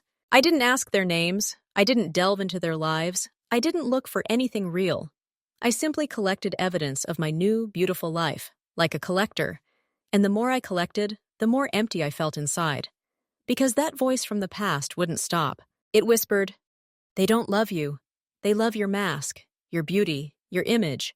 If you take it all off, you'll be nothing again." Tears streamed down her face again, but this time she made no attempt to wipe them away. And that's why I agreed so easily. To everything. To the car, to the gifts, to the dinner. Because for me, it wasn't a risk, not trusting a stranger. It was another trophy, another proof. I got so carried away by this game that I forgot what real life looks like. A real meeting, a real interest in a person. She finally looked at Hanbit. There was pain in her eyes. And then I met you. In the park. And something inside me shifted. You were different. You were quieter, more reserved. You looked at me not as if I were a pretty picture, but as if you were trying to understand something. And I got scared because I realized your test would be different. It wouldn't be about money, but about me. And I didn't know who I really was. I only knew my mask. So I got scared and turned on my usual program. I was sweet, comfortable, perfect. To please, like I always did. She lowered her head. I ruined everything. My only chance at something real in years. And I ruined it with my stupid broken record. And then these tests started. And I, fool, rejoiced at them. I thought how lucky I was. What a flood of good fortune. Not realizing that it wasn't luck, but a death sentence. She crumpled the napkin into a ball. I sincerely ask you for forgiveness. Not because I'm afraid, although I am afraid, yes, but because I'm ashamed. Because I hurt you. A person who was perhaps looking for the same thing I once wanted. To simply meet someone real. I disappointed you. And I'm disappointed in myself. Maybe, somewhere deep down, I really am a good person. But the past, these old grudges and complexes, they turned me into a monster. The person I've become. An empty, greedy, unhappy attention seeker who has already forgotten how to be just a person. She finished. Her entire story, all her pain, all her self-deception poured out in this quiet confession at a table in an expensive restaurant. She sat, devastated, expecting anything. Anger, ridicule, revenge. Lee Hanbit listened to her without moving. His face, still distorted by makeup, was impassive. But inside his mind, a hurricane raged. He expected lies, excuses, tears of manipulation. He was prepared for anything but this. He heard not a story of justification, but a story of illness, a story of pain that was too concrete, too detailed to be fiction. He saw not a predator, but a victim of her own demons and the cruelty of others, who herself became a predator in a vicious cycle of self-affirmation. Her words, "I overcame my complexes," struck a familiar chord with him. Hadn't he himself, in his tower of power and control, been a victim of other complexes? A complex of loneliness? A fear of trust? He looked at her swollen, genuinely suffering face and felt his anger, his cold contempt, melting away, giving way to something else. Not forgiveness, not yet, but understanding, and a strange, unexpected sympathy. His face changed. Not the makeup, but his very expression. Gone was the icy mask of a boss reading a verdict. A human weariness and deep thoughtfulness appeared. He leaned back in his chair, and the gesture was no longer commanding, but almost helpless. "I didn't expect this," he said quietly. And for the first time all evening, his voice held genuine, pure human emotion. Surprise. "Not this at all." He ran his hand over his face, forgetting about his makeup, and then looked at his fingers, stained with foundation. This awkward, everyday gesture completely erased the remnants of the menacing executioner's frame. Before him sat no enemy, no deceiver, a broken girl, entangled in the web she'd spun. And her confession wasn't a pity party. It was the cry of a soul finally tired of its own lies. Everything he'd planned, to humiliate her, to put her in her place, to revel in her fear, now seemed petty and pointless. He'd achieved more than he'd intended. He'd unearthed the truth. And that truth turned out to be more complex and tragic than simple greed. He looked at her for a long time, and it was getting dark outside the window, and the city lights came on one after another, as if marking the end of one play and the vague, foggy beginning of something completely new. Hanbit looks at the crying Kiana. His anger and desire to teach her a lesson melt away. He sees before him not a predator, but a wounded person. He understands this pain. "You need to forget the past," he says quietly but firmly. "Those who laughed at you have long since forgotten. They are living their own lives, and you are still in that room with those taunts. You are punishing yourself, and you are losing the present." Kiana looks up at him, her tear-stained face wet. She listens, holding her breath. "All this time," he continues, "among those men, there might have been someone real, someone who could have loved you, not the mask, but the one inside. But you didn't see them. You only saw their wallets and cars. You stole your chance." His words don't sound like an accusation. They sound like a bitter statement of fact. She nods silently, wiping away tears again. She's opened her soul to him. For the first time in years, she's told the truth. And now, in this post-confession void, a tiny, feeble hope is born. If you give me another chance," she says, barely audible, "I want to start over. With you." Honestly, Hanbit doesn't answer right away. He catches himself thinking. Thoughts about how he doesn't mind. This conversation, this naked sincerity, brought them closer than any perfect date. He saw the real her, and she survived. She didn't fall apart, didn't start lying even more. She admitted everything. That takes strength. "We can try," he says finally. His voice is neutral, but there's none of the previous ice in it.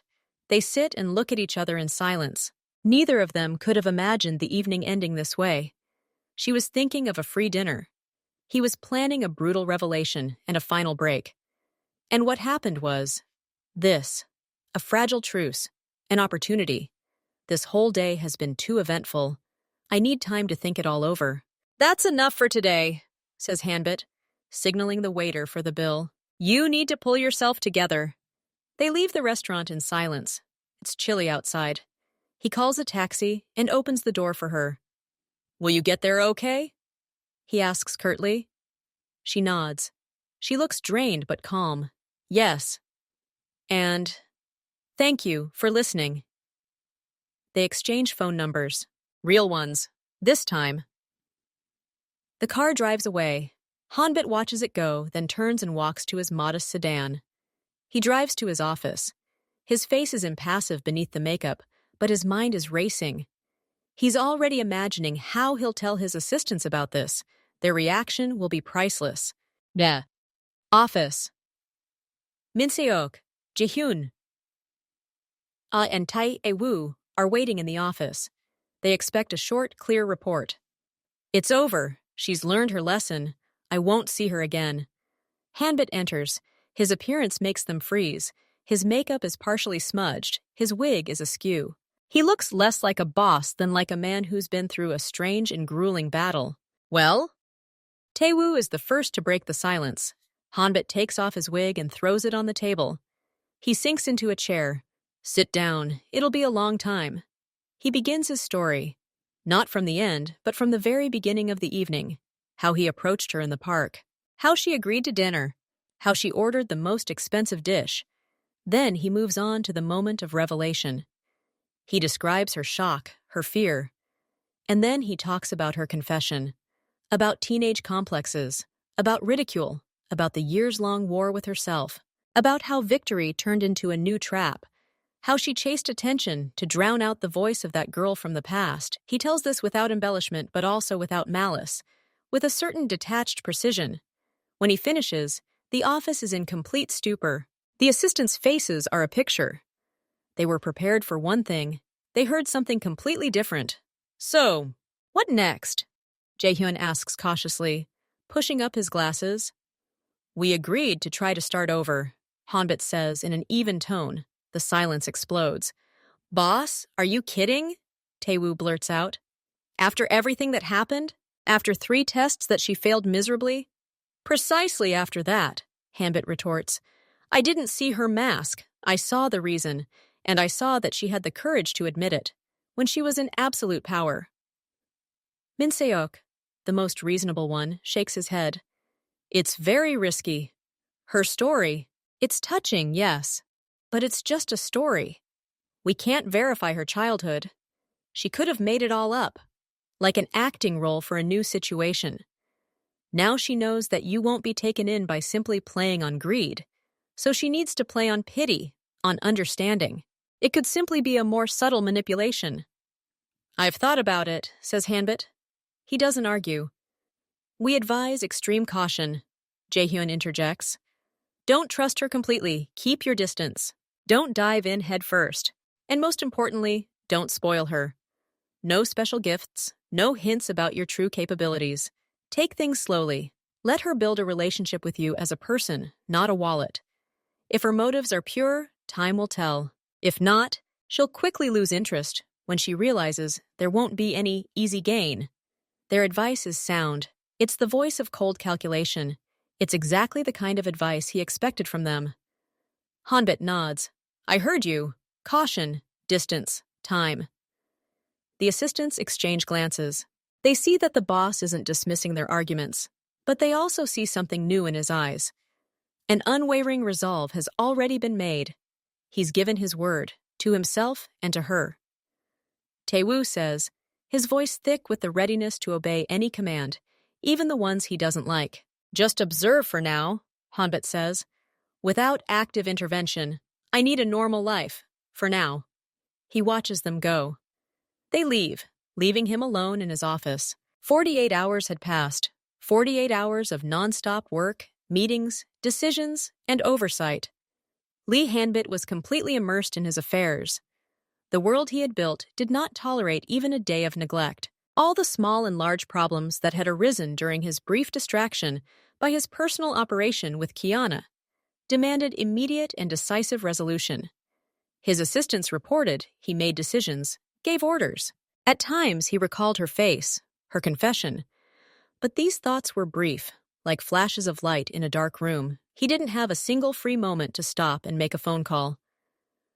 On the evening of the second day, a respite arrived. The last conflict with competitors had been resolved, the last financial transaction completed. He remained alone in his office. He turned on only the desk lamp, leaving the rest of the space in semi-darkness. He took out his phone. He found a new contact. He dialed the number. The ringing was long. He was about to hang up when he heard her voice. Hello? Quietly, sleepily, cautiously. This is Hanbit. Oi.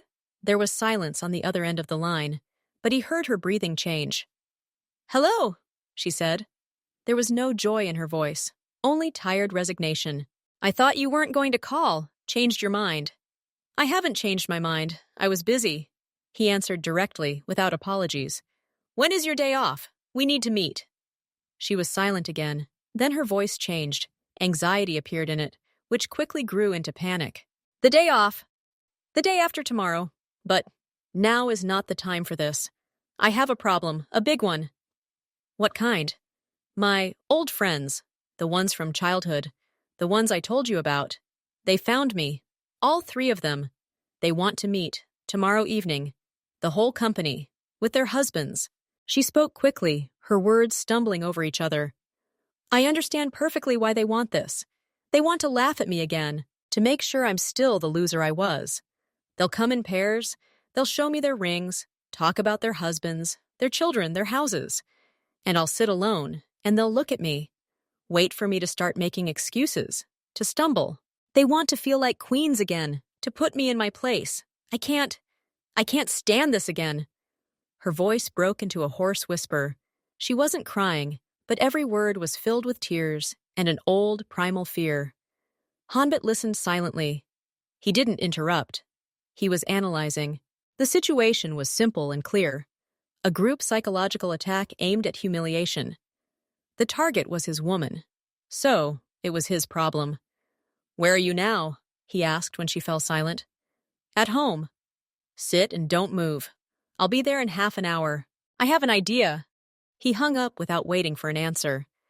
He got up from the table and took his car keys. On the way to the elevator, he sent a short message to Minseok. "Keep the evening free tomorrow. We'll have guests at the dacha.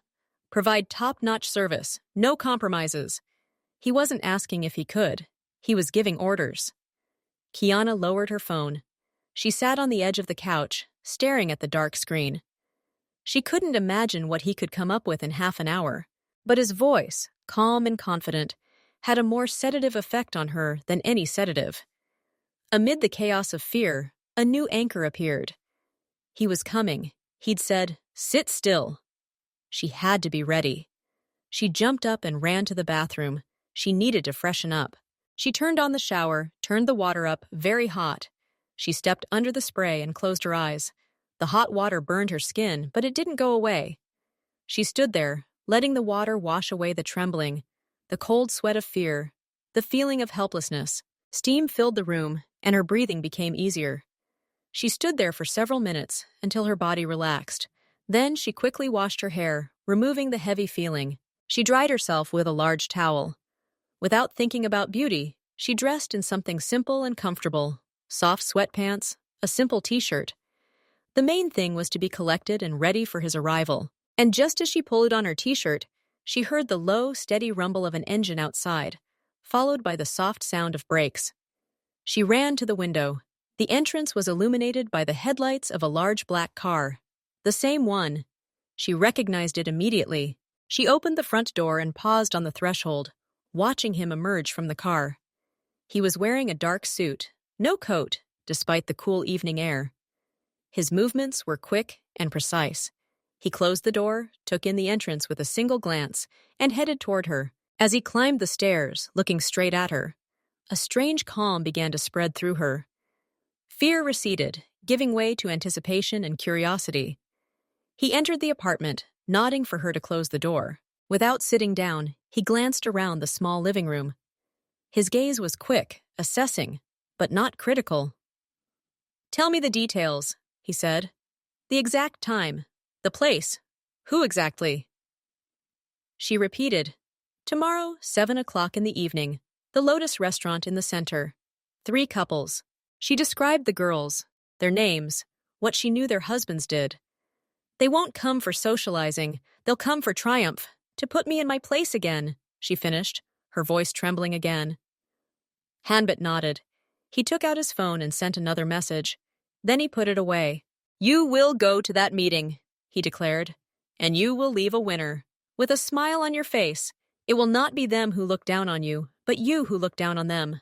I will help you with that." She looked at him, not understanding. "How?" she breathed out. "There is no problem I cannot solve," he said simply, as if it were a matter of fact. "We are together now, so your problems are my problems. Listen carefully." He paused, letting her concentrate. "We will go there together. You will imagine me as your husband. I will play that role. I will be as attentive to you as possible. I will hold your chair, ask your opinion, touch your hand when we talk. From the outside, it will look like an ideal relationship." He spoke clearly, without emotion, as if it were a tactic. "Their husbands, whatever they are, will look smaller next to me. This isn't bragging. It's a fact, based on manners, confidence, and control. They'll feel it. It's the first blow to their confidence. And if they start asking questions about you," Kiana asked, "my answers will be general, business, consulting, international projects, no details. If anyone tries to dig deeper, I'll politely but firmly change the subject. I have plenty of experience steering the conversation in the right direction. The main thing they'll see is our interaction. They'll see how I interact with you. That will be the second blow." He came closer. "But that's just the basics. The next step is appearance. You shouldn't just look beautiful. You should look flawless and expensive, so that they won't have any doubts about your success and status." I don't have those things. We'll go and buy them now. Everything you need. A dress, shoes, a bag, jewelry. I have a stylist waiting for us. He'll meet us in one place and pick out everything you need. Tomorrow, during the day, a makeup artist will come to you, the best in the city. He'll do your makeup and hair. You'll glow. He saw a mixture of hope and mistrust light up in her eyes, but he didn't stop. But that's not all. This is passive defense on their field. The wrong strategy. We need to change the rules of the game. Move the meeting to our territory. What territory? She didn't understand. I have a house outside the city, a large one. Guarded territory. Everything necessary for receiving high-level guests. You'll suggest they move the meeting there. You'll tell them that your husband, having learned about the meeting of old friends, insists on giving them a proper reception, that he wants to throw a small party for everyone. The best food, the best drinks, the service. He watched her reaction. You'll see their faces when they arrive. When they see the gates, the house, the grounds. When they're served by professionals, their husbands will be nervous. Their ostentatious confidence will begin to crack. They'll watch their words. And their wives will devour you with envy. This envy will be your victory. It will be tangible proof that you've won. Kiana froze. She was picturing it in her mind. She saw their embarrassed smiles, their attempts to save face. She felt a huge, long-standing lump of fear and humiliation melting inside her. And what will that accomplish? She asked quietly. It will kill your complex, Hanbit said bluntly.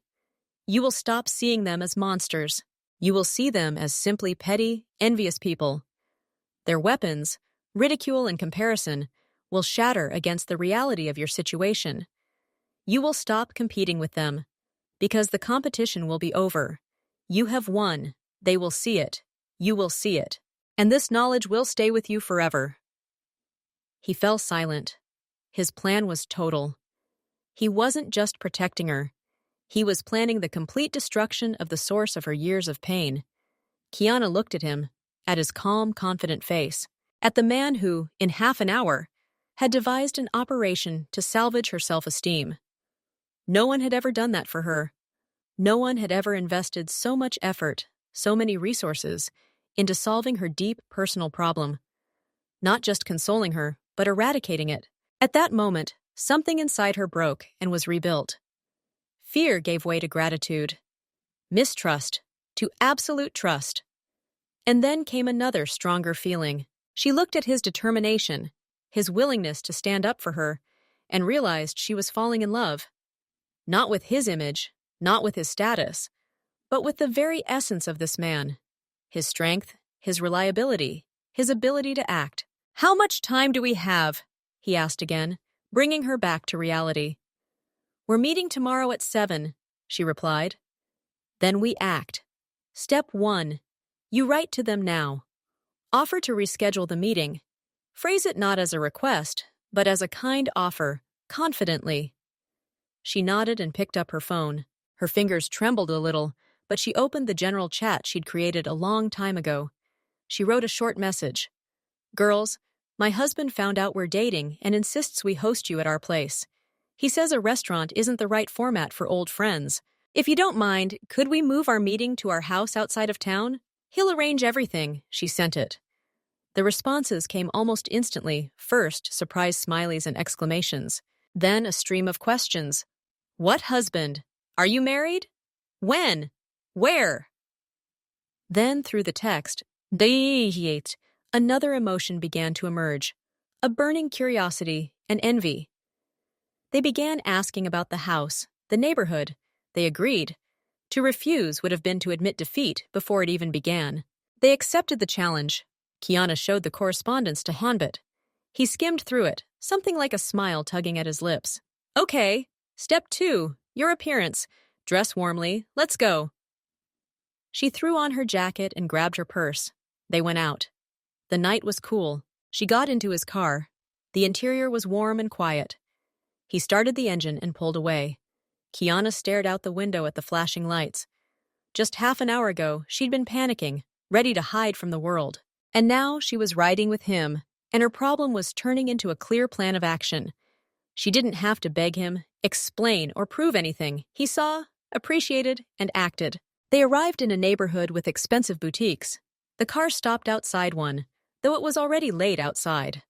A light was on in the window. Hanbit got out and opened the door for her. They approached the entrance. An elegant, middle-aged woman opened the door, his stylist. She had been waiting for them. The interior was quiet and empty. The staff was on duty. Hanbit explained briefly. She needs a complete makeover, a dress for an evening reception at her own high-end home, shoes, accessories, all on a tight deadline. The stylist, a woman named Lily, nodded. Her gaze slid expertly over Kiana's figure. "Understood. Let's go," she said to Kiana. The next 2 hours flew by. Lily and her assistants worked quickly and precisely. They selected dresses, had Kiana try them on, and assessed them. Hanbit didn't interfere. He sat in a chair in the corner, sometimes answering messages on his phone, sometimes observing. He didn't comment or praise. He waited for the result. In the end, they chose a long, rich blue dress, simple in cut, but made of a fabric that shimmered as they moved. They wore comfortable yet elegant mid-heeled shoes and a small evening bag. The only jewelry they wore were a pair of modestly sized but flawless diamond earrings and a delicate necklace. When Kiana emerged fully dressed and looked into the large mirror, she didn't recognize herself. This wasn't her. This was the woman she'd always wanted to be, confident, gorgeous, calm. She looked at Hanbit.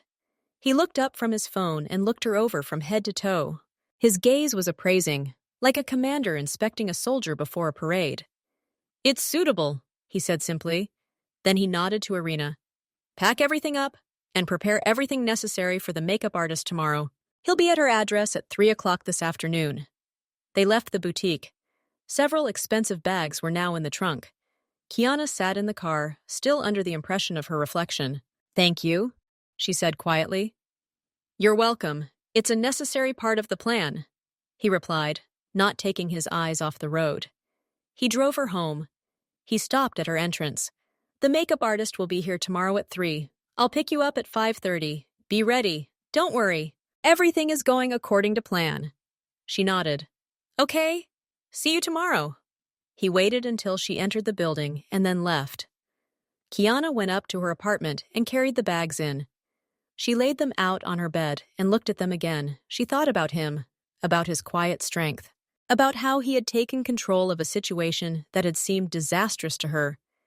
He hadn't just helped, he had led, and she was ready to follow him. She went to bed, but couldn't fall asleep for a long time. She thought about tomorrow, but now these thoughts didn't cause panic. They caused anticipation. She wanted to see the faces of her former friends. She wanted to see their envy. She wanted to close this chapter of her life forever. And all of this became possible thanks to him. She realized that such a man couldn't have appeared in her life by chance. After all those years of empty dates, chasing attention and false images, fate had sent her something real. Strength, protection, determination. A man who didn't play games, but acted. An ideal whose existence she had already stopped believing in. Morning comes. Kiana wakes early, even before her alarm. Her first thought is about today's meeting, but instead of the usual tightness in her chest, she feels a strange calm. There is a plan. He has thought of everything. She gets up and does her usual things, eats breakfast, cleans the apartment. But her thoughts keep returning to the evening. She imagines their faces. She replays possible conversations in her head. But now she has answers. She has him. At 3 o'clock in the afternoon, the intercom rings.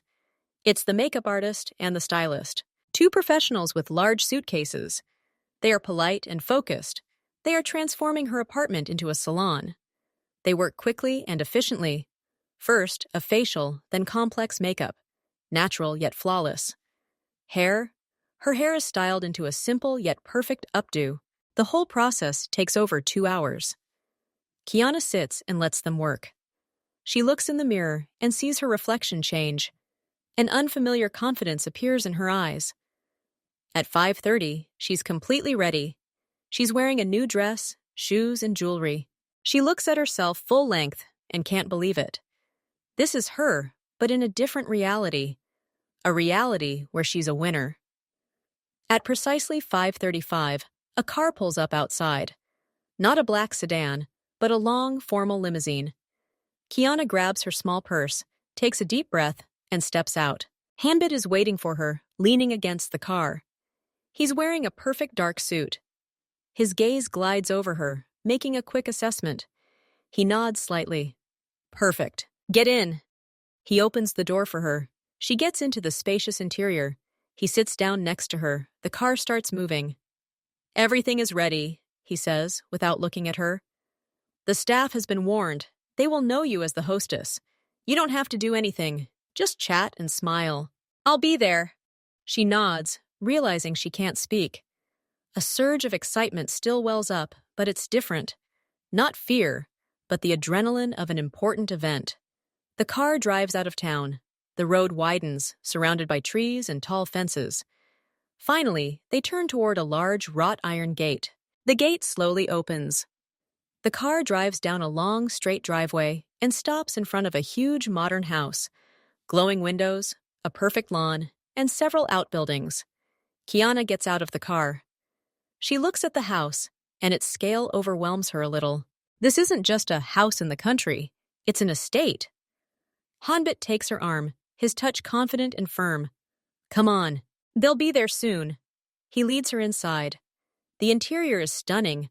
High ceilings, minimal furniture, but every detail looks expensive and meaningful. Everything is in shades of gray, white, and wood. White-gloved staff are putting the finishing touches on a large table with snacks and drinks. Look around, get used to it, he says. This is your home for today. Act accordingly. He leaves her alone for a moment to give the manager his final instructions. Kiana stands in the middle of the vast living room, trying to get her bearings. She approaches the enormous picture window overlooking the backlit garden. She thinks about those girls arriving, and she's waiting for them. 15 minutes later, 3 cars pull up to the gate. They're not the most expensive, but they're well-maintained. Middle class. The gates open, and the cars slowly drive up to the house. Hanbit returns to Kiana. He takes her arm again. Let's go. We'll meet the guests. They walk out onto the porch.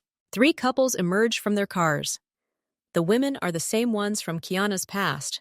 They look good, with fashionable haircuts and expensive, if slightly flashy, evening gowns. The men are wearing suits that look a little awkward. All 6 of them freeze when they see the house and the couple on the porch. Their faces betray shock. They expected something good, but not this. Especially the women. Their eyes dart from the house to Kiana, to her dress, to Hanbit's face. They try to smile, but the smiles come out strained. Kiana steps forward, following the plan. Girls, it's so great that you came. Please come in. She sounds natural and warm. Hanbit stands nearby, his face expressing polite but distant friendliness. The guests come inside. Their reaction to the interior is even more eloquent. They try not to show their amazement, but it doesn't work. The men look around silently. The women start chattering, interrupting each other. Kiana, what a stunning house! You can't even imagine how surprised we were. And your husband, you've told us so little about him. Hanbit introduces himself briefly and simply. Lee Hanbit, I'm glad Kiana was finally able to see you. His tone precludes personal questions. He gestures for everyone to sit down at the table. The party begins. The service is impeccable. Waiters carry exquisite appetizers and expensive drinks. At first, conversation revolves around general topics, the weather, city news. But the women can't hold back for long. One of them, the most sarcastic, named Julia, leans toward Kiana. So tell me, how did you meet? It's such a fairy tale. Kiana, as planned, smiles and looks at Hanbit. In the park. He came up to me and said he liked me. And I knew right away, he's the one for me. Hanbit places his hand on her wrist, the gesture natural and protective. Kiana is being modest. It was the luckiest accident of my life. His words, spoken in a quiet but weighty tone, hang in the air. The men at the table feel increasingly out of place. Their attempts to interject about their work, management, sales, dentistry, are lost in the backdrop of his calm but overwhelming confidence. He doesn't boast, but his very manner compels listening. Another friend, Layla, tries a different tactic. She talks about her children and the difficulties of balancing family and career. She looks at Keanu with feigned sympathy. And it's probably just the two of you for now? There's no rush to have kids, of course, but it's such a blessing. Her words are a subtle taunt, a hint that Kiana doesn't yet have a complete family. Hanbit reacts instantly.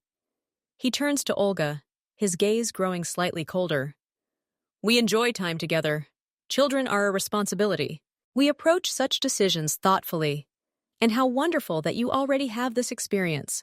You must be very proud. He turns his attention to her, and his words sound like a compliment, but in reality, it's a trap. Layla, flattered, begins to talk about her children in detail, and after a few minutes, everyone but her is bored. Her husband stares at the table. The third friend, Lily, the most silent, simply observes. But her eyes constantly compare. Her dress and Kiana's dress, her bag and Kiana's lack of a bag. She didn't need to carry anything. Her husband, quietly drinking wine, and Hanbit, who controls the space around him. The atmosphere at this table becomes strange. The guests, who had come to revel in their superiority, find themselves as spectators in someone else's all-too-perfect life. Their attempts to tease Keanu are dashed against a wall of impeccable service, luxurious surroundings, and Hanbit's absolute confidence. He doesn't give them a chance. He gently, but relentlessly, turns every bar back. Kiana watches this. At first, she's tense, expecting a trick. But with each passing minute, she relaxes. She sees their confusion, sees their confidence fading, sees the envy in their eyes, and this envy is exactly what he promised. After dessert, Hanbit suggests a stroll through the illuminated garden. They go out. The guests admire the views, but their admiration is already false. They are tired, they have lost, and they know it. Returning to the house, Julia, already slightly tipsy, can't take it anymore. She says to Kiana, making sure everyone can hear, "You know, we've always been happy for you. Really, even at school. You were always special. And now you see how it all worked out. A real Cinderella." Her words are a final attempt to sting, to remind her of the past. Hanbit turns around. His face becomes completely inscrutable. He looks at Alice, and his gaze silences her. "Kiana is not Cinderella," he says quietly, but so that every word is heard. "She was always a princess. It's just that not everyone could see it. Luckily, that's my skill." A dead silence falls. Julia blushes. Her husband tries to mumble something. Hanbit glances at his watch, a polite but obvious gesture indicating the evening is over. 20 minutes later, the guests leave. Their farewell is warm but hasty. They are eager to leave this place that has so clearly shown them their place. Kiana and Hanbit stand on the porch and watch the car lights disappear into the darkness beyond the gate. When the gate closes, silence falls. Kiana turns to face him. She's not crying. She's smiling. Big, real. "It was perfect," she says. He looks at her. His stern face softens ever so slightly. "Yes. They will never dare look down on you again. Did you see everything? I saw it. Their envy, their confusion, their smallness. You were right. They're just people, not monsters." He nods. "The complex is dead. Remember this feeling. You won." He leads her back into the house. The staff is already quietly clearing the table. They go up to the second floor, to a large office overlooking the garden. He pours her some cognac. "For the nerves." She takes the glass, her hand steady. "Thank you for everything. You have no idea." "I can imagine," he interrupts. "That's why I did it." They sit in silence for a few minutes. Then he says, "They'll tell everyone about this. The story will grow in detail, but the essence will remain. You've won in life on all counts. This myth will protect you better than any wall." She understands. He didn't just throw a party. He created a legend of a new Kiana that will be impossible to refute. "What now?" she asks, looking at him. He looks at her, and something she hasn't seen before appears in his eyes. Not calculation, not cold assessment. Interest. And something else, warmer. "Now we begin the real thing. without masks, without tests, without old demons, if you still want to try. She smiles, and there's no playfulness or desire to please in that smile, only sincerity. I want to. He nods. The plan is complete. But now something new begins, something that can't be prepared for with actors and makeup. But he looks at her, this radiant, liberated woman, and thinks that perhaps this new stage is the most interesting project of his life.